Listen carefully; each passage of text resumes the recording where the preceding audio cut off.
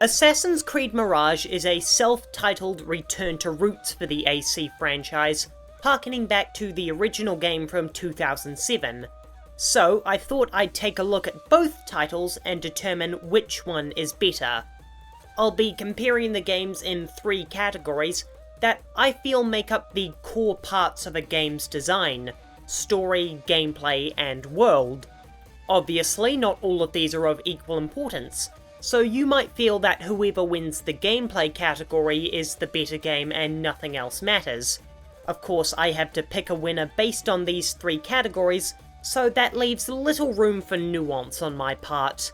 And the final thing before we begin, when I say world, I don't mean graphics. I mean art design and level design, as I personally couldn't care less about how realistic a game looks. So, since we just clarified the criteria for it, let's immediately jump into the world category.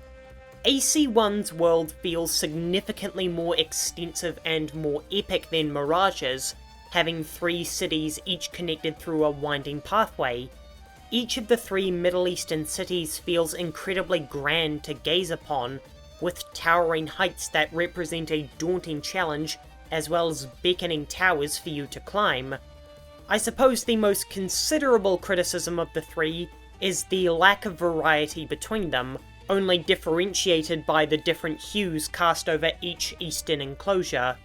Meanwhile, Mirage has one city that feels much larger than the cities of AC1, and it also has the advantage of being a much more lively city, with far more culture engraved into it than any found in the original.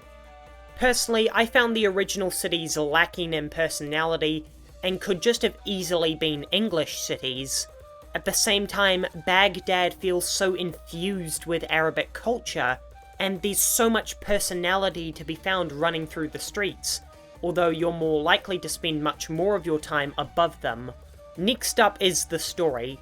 Now, I wouldn't exactly put either of these games in the upper tiers of game narratives. In fact, I think both are quite bland. AC1 is quite formulaic, with each quest being presented in precisely the same way as a way for Altair to redeem himself. It's not really that interesting, and even when the formula is broken around the end of the game, it never engaged me all that much.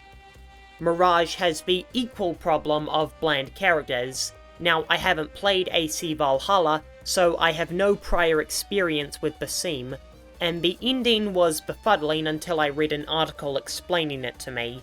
While I did heavily enjoy Roshan's voice, blade to my throat, I couldn't tell you a thing about her character or motivation. Due to the unmemorable characters mixed with the non-linear designs of the missions, I frequently found myself confused about what my specific goal was in any given location, giving the game an extremely disjointed feeling. But there is a winner amongst the two, because only one has the far more interesting premise, and that's the original. The idea of the Animus and experiencing history through the eyes of your ancestors is such a unique and intriguing idea that mixes history with sci-fi in a way that felt wholly unique at the time. Having a framing device for the original helped to motivate me to complete the game to see how it connects to the rest of the franchise. While Mirage is a prequel to Valhalla, the ending did nothing to stir me to play that game and continue Basim's story, and the lack of an Animus framing device was a damper on how it could connect to the larger franchise.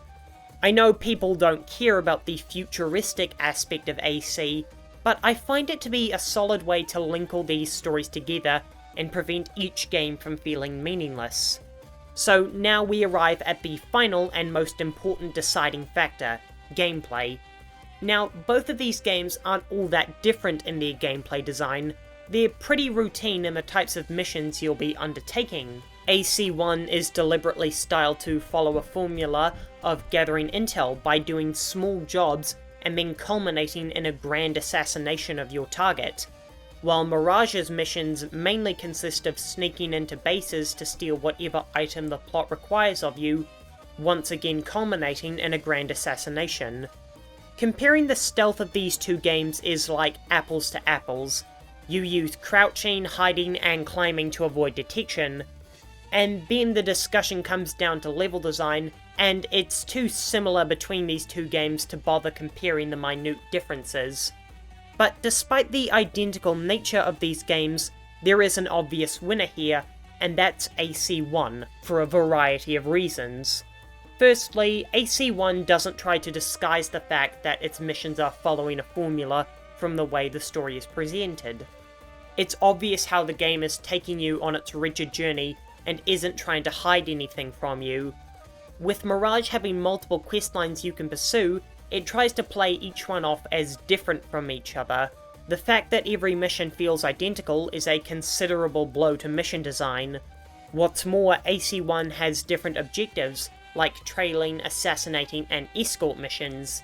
Yes, there's nothing new in there, but at least they're not all about sneaking into a guarded area to steal the next item you need for the story.